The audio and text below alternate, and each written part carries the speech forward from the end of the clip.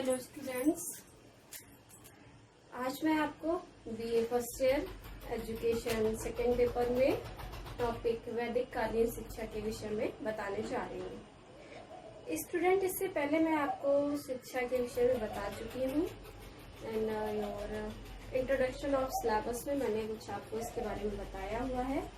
आज मैं बात करने जा रही हूँ वैदिक कालीन शिक्षा के विषय में, जो कि हमारा फर्स्ट चैप्टर है। साथ ही साथ इम्पोर्टेंट चैप्टर भी है, बिकॉज इस चैप्टर से काफ़ी क्वेश्चंस आपके एग्जाम में मिलते हैं। सो ये काफ़ी इम्पोर्टेंट चैप्टर रखता है आपके सिलेबस में। चलिए स्टार्ट करते हैं। वैदिक कालीन शिक्षा। वैदिक कालीन शिक्षा में मैं बात करूंगी सबसे पहले शिक्षा के विषय में। स्टूडेंट, जैसा आप जानते हो कि शिक्षा जो है मनुष्य के स्वाभाविक चलने वाली प्रक्रिया है और बालक के जन्म से ही प्रारंभ होती है, जैसा कि आपने अपने फर्स्ट पेपर में पढ़ा हुआ है।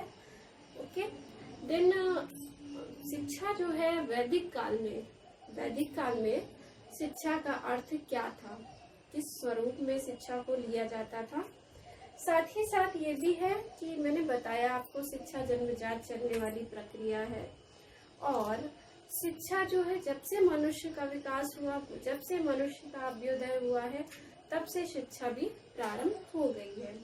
क्योंकि फर्स्ट पेपर में इसके बारे में डीपली पढ़ाया गया हुआ है कि शिक्षा किस तरह से एक स्वाभाविक जन्मजात चलने वाली प्रक्रिया है, बालक के जन्म के समय से प्रारंभ हो जाती है और मृत्यु पर्यंत तक चलती रहती है। ओके स्टूडेंट, देन शिक्षा जो है जब से मनुष्य का विकास हुआ तब से चल रही है। अब इसके बाद हम बात करते हैं वैदिक कालीन शिक्षा की। वैदिक कालीन शिक्षा के विषय में यह है कि इसका प्रवेश या भारत में जब आर्यों का प्रवेश हुआ तभी से लगभग वैदिक कालीन शिक्षा का प्रारंभ भी माना जाता है और वो लगभग 2500 ईसा पूर्व से है। ओके, वैदिक युग में शिक्षा का अर्थ धर्म, आध्यात्म, ज्ञान तथा नैतिक आचरण से लिया जाता था। मीन्स अगर हम वैदिक कालीन शिक्षा की बात करते हैं तो वैदिक कालीन शिक्षा में जो शिक्षा का अर्थ है वो आपका धर्म, आध्यात्म, नैतिक आचरण आदि से लिया जाता था कि अगर बालक को धर्म का उचित तरह से ज्ञान है, आध्यात्म का ज्ञान है, नैतिक आचरण का ज्ञान है, तो समझा जाता था कि हाँ, बालक जो है शिक्षित है, ऐसा समझा जाता था। ओके स्टूडेंट, साथ ही साथ बालक को शिक्षित करने के लिए माता पिता का शिक्षित होना आवश्यक था, उनका ज्ञानवान होना जरूरी था, नैतिक आचरण से परिपूर्ण होना जरूरी था, सदाचारी होना जरूरी था।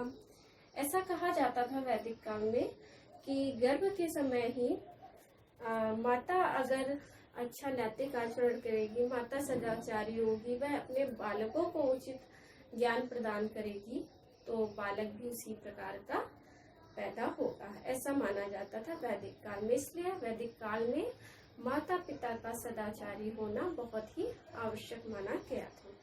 ओके, देन वैदिक काल में अगर हम शिक्षा का अर्थ लें तो किससे है? धर्म, आध्यात्म, ज्ञान तथा नैतिक आचरण से। ये कुछ मुख्य वैदिक कालीन शिक्षा में तत्व थे, एलिमेंट्स कह सकते हैं जिन्हें, जो कि शिक्षा के लिए आवश्यक माने जाते थे। अब हम बात करते हैं जो हमारा नेक्स्ट है टॉपिक, उद्देश्य। वैदिक कालीन शिक्षा के उद्देश्य क्या थे? स्टूडेंट, हम सभी एजुकेशन ले रहे हैं, हम सभी शिक्षा प्राप्त कर रहे हैं, तो उसका कुछ ना कुछ उद्देश्य होता है। बिना उद्देश्य के शिक्षा ग्रहण नहीं करते हैं। आप सभी भी एजुकेशन ले रहे हो, शिक्षा ग्रहण कर रहे हो, उसका कुछ ना कुछ उद्देश्य अवश्य निर्धारित किया होगा कि आगे आपको चल के जीविकोपार्जन करना है, अर्निंग करनी है, कमाना है, धन कमाना है, एक अच्छा नागरिक बनना है, और इसके साथ ही साथ और कई अन्य उद्देश्य होंगे। तो उन्हीं उद्देश्यों के लिए कि कोई भी शिक्षा जो हम ग्रहण कर रहे होते हैं उसका उद्देश्य जरूर होता है। इसी तरह से जो वैदिक कालीन शिक्षा थी उसके उद्देश्य क्या थे, हम इसके विषय में बात करने जा रहे हैं। पहला उद्देश्य मोक्ष प्राप्त करना। वैदिक कालीन शिक्षा का सर्वप्रथम उद्देश्य था मोक्ष की प्राप्ति। वैदिक काल में चूंकि धर्म, आध्यात्म, ज्ञान तथा नैतिक आचरण को बहुत अधिक बल दिया जाता था, मैंने जैसा बताया शिक्षा के अर्थ में, तो इसलिए वैदिक कालीन शिक्षा का सर्वप्रथम उद्देश्य था मोक्ष की प्राप्ति। दैट मीन्स अगर बालक की शिक्षा ऐसी नहीं है जिससे कि वह मोक्ष की प्राप्ति कर सके, उसको इतना ज्ञान आ सके, तो इस तरह की शिक्षा व्यर्थ है। इसलिए वैदिक काल में शिक्षा का सर्वप्रथम उद्देश्य मोक्ष की प्राप्ति ही निर्धारित किया गया था। नेक्स्ट है स्वास्थ्य एवं पराक्रम। स्वास्थ्य एवं पराक्रम की बात करते हैं। ऐसा तो आपने अपनी एजुकेशन में आज भी पढ़ रखा हुआ है कि अरस्तु के अनुसार स्वस्थ शरीर में स्वस्थ मस्तिष्क का निर्माण ही शिक्षा है। तो ये वैदिक काल में भी शिक्षा का उद्देश्य हुआ करता था, स्वास्थ्य एवं पराक्रम। दैट मीन्स अगर बालक का शरीर स्वस्थ है, हष्ट पुष्ट है, बलशाली है, तो वह शिक्षा अच्छे से ग्रहण कर सकता है। अतः वैदिक काल में जो है स्वस्थ एवं हष्ट पुष्ट शरीर पर अधिक बल दिया जाता था, जिससे बालक शिक्षा को अच्छी तरह से ग्रहण कर सके, साथ ही साथ वह मोक्ष प्राप्ति के लिए भी जो है अग्रसर हो सके और इस तरह से अपने शरीर को, अपनी बॉडी को उसमें ढाल सके। ओके, अब बात करते हैं नेक्स्ट टॉपिक की। नेक्स्ट हेडिंग है आपकी ज्ञान प्राप्ति। ज्ञान प्राप्ति that is the main objective of the आपका एम। ओके, हम अगर बात करते हैं आज की भी शिक्षा की, देन उसमें भी आप याद रखिए कि हमारा जो शिक्षा का उद्देश्य होता है वो ज्ञान प्राप्ति ही होता है। अगर शिक्षा जो है ऐसी नहीं है जो कि हमें ज्ञान की प्राप्ति करा सके, नॉलेज दे सके, तो ऐसी शिक्षा व्यर्थ होती है। आप भी शिक्षा ग्रहण कर रहे हो, प्राप्त कर रहे हो, इंटरमीडिएट करके आए हो, देन आपको भी अपनी शिक्षा से कुछ ना कुछ नॉलेज मिली है। इसी नॉलेज के लिए जो है ज्ञान प्राप्ति के लिए वैदिक काल में भी बल दिया जाता था कि बालक को शिक्षा की प्राप्ति करनी चाहिए और ज्ञान प्राप्ति होनी चाहिए। ये शिक्षा का सर्वप्रथम एक महत्वपूर्ण उद्देश्य निर्धारित किया गया था। नेक्स्ट बात करते हैं हम धर्म व संस्कृति की रक्षा करना। फोर्थ पॉइंट है आपका धर्म व संस्कृति की रक्षा करना। वैदिक काल में धर्म व संस्कृति की रक्षा करने को भी शिक्षा का एक महत्वपूर्ण उद्देश्य माना गया था, क्योंकि अगर व्यक्ति अपनी धर्म व संस्कृति की रक्षा नहीं करेगा तो उसे आगे आने वाली पीढ़ी तक कैसे हस्तांतरित करेगा। हस्तांतरित मीन्स ट्रांसफर करना, एक पीढ़ी से दूसरी पीढ़ी तक पहुंचाना।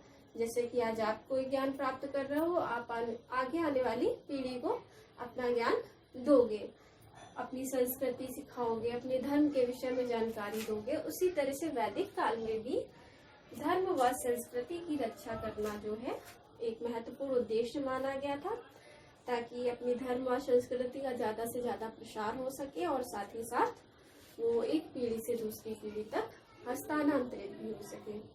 ओके, नेक्स्ट हम बात करते हैं फिफ्थ चारित्रिक एवं नैतिक विकास की। हमारा जो अगला पॉइंट है चारित्रिक एवं नैतिक विकास। आई होप ये आज की हमारी शिक्षा का भी एक महत्वपूर्ण उद्देश्य है और आप भी समझते होंगे और आपको भी जानकारी होगी।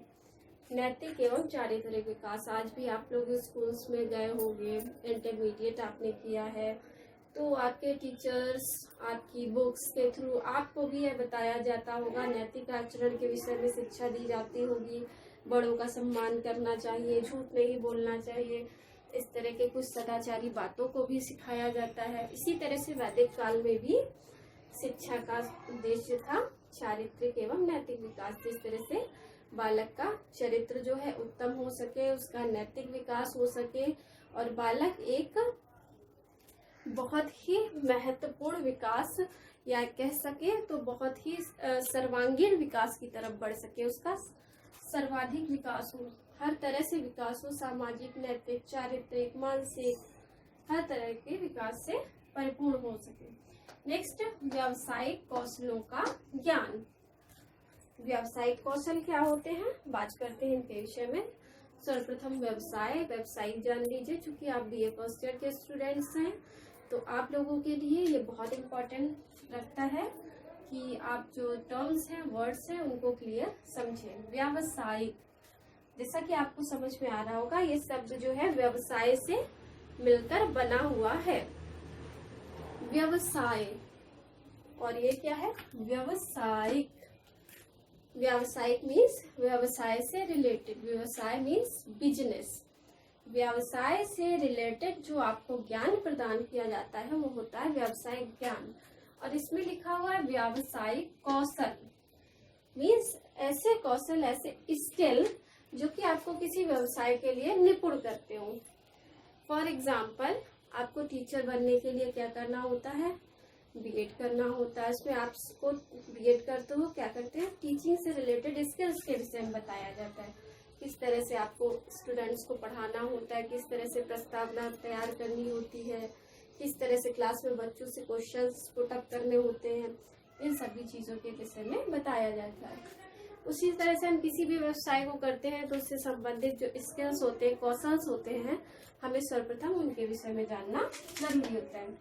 नेक्स्ट बात करते हैं श्रेष्ठ नागरिकों का निर्माण। 7th एंड लास्ट, श्रेष्ठ नागरिकों का निर्माण। ये किसी भी शिक्षा, चाहे वैदिक कालीन शिक्षा हो, मध्यकालीन शिक्षा हो, या हमारी मॉडर्न एजुकेशन हो, या ब्रिटिश पीरियड में, जैसा मैंने आपको इंट्रोडक्शन में बताया था, शिक्षा का उद्देश्य होता है ओके, कि हमारी किसी भी शिक्षा जो हो, किसी भी काल की हो, उसका उद्देश्य महत्वपूर्ण यही होता है कि वह श्रेष्ठ नागरिकों का निर्माण करें।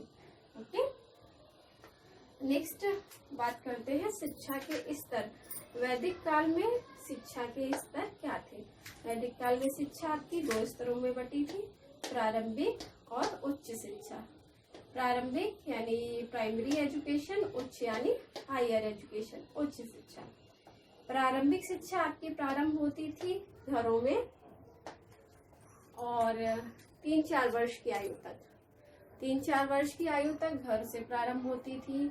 और इसके बाद जो है बालक को गुरुकुल भेजा जाता था। गुरुकुल में भेजने के लिए उस समय संस्कार चलते थे, जिसके विषय में मैं आगे आपको बताऊंगी पर्टिकुलर संस्कार के विषय में, क्योंकि संस्कार बहुत इम्पोर्टेंट है। आगे आप आने वाले 3 चैप्टर्स में, आगे आने वाले 2 चैप्टर वैदिक कालीन शिक्षा में आज आपको बता रही हूँ। वैदिक कालीन शिक्षा, बौद्ध कालीन शिक्षा और मुस्लिम कालीन शिक्षा, जिसमें आपके संस्कार हैं जो बहुत इम्पोर्टेंट है। एग्जाम में 110% क्वेश्चन एक आता ही आता है संस्कार से, तो उसके विषय में मैं आगे आपको बताऊंगी। अभी फिलहाल हम जान रहे हैं शिक्षा के स्तर के विषय में, यानी लेवल ऑफ एजुकेशन। प्रारंभिक शिक्षा जो कि गुरुकुलों में होती थी, सर्वप्रथम 3-4 वर्ष तक जो है घर में होती थी। माता पिता उसे शिक्षा देते थे, जैसा मैंने बताया। इसके लिए माता पिता का ज्ञानवान होना, सदाचारी होना आवश्यक होता था। नेक्स्ट है उच्च शिक्षा यानी हायर एजुकेशन। प्रारंभिक शिक्षा ग्रहण करने के बाद जो शिक्षक जो है योग्य छात्र समझते थे, या ऐसे छात्र भी थे जो कि उच्च शिक्षा प्राप्त करने में रुचि रखते थे, उनको उच्च शिक्षा प्राप्त करने के लिए भेजा जाता था। ओके, इस तरह से आपका शिक्षा के स्तर भी कंप्लीट हुआ। वैदिक कालीन शिक्षा में आज हमने क्या क्या पढ़ा? वैदिक युग में शिक्षा के अर्थ के विषय में, वैदिक शिक्षा के उद्देश्य के विषय में, और शिक्षा के स्तर के उद्देश्य विषय में। वैदिक शिक्षा के उद्देश्य, ये भी आपका इम्पोर्टेंट टॉपिक है, आ जाता है एग्जाम में, तो इसको जरूर अच्छे से पढ़ लीजिएगा। आगे हम इसी के पार्ट 2 में मिलते हैं। वैदिक कालीन शिक्षा में आगे जो है आपके टॉपिक, उसके विषय में बात करेंगे नेक्स्ट क्लास में। आज की क्लास में इतना ही, और इसे अच्छे से पढ़िएगा, बहुत इम्पोर्टेंट चैप्टर है, साथ ही साथ टॉपिक भी आपका इम्पोर्टेंट है। Okay student, thank you.